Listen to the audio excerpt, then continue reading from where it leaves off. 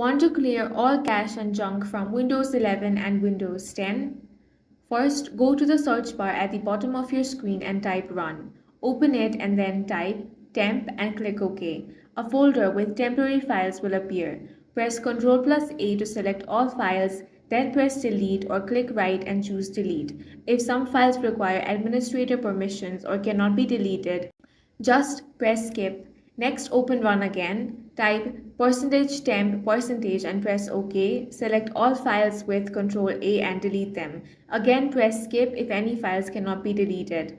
After that, open Run one more time and type prefetch, then click OK. You may need to press Continue for permission. Select all files by pressing Ctrl+A and delete them.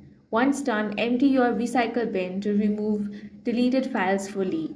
Finally, open Run again and type clean mgr and press OK. Select the drive where Windows is installed, click OK and choose what files to delete. Confirm and the Windows will clean up these selected items. That's all for this video. If you found it useful, make sure to hit the like button and subscribe for more videos like this.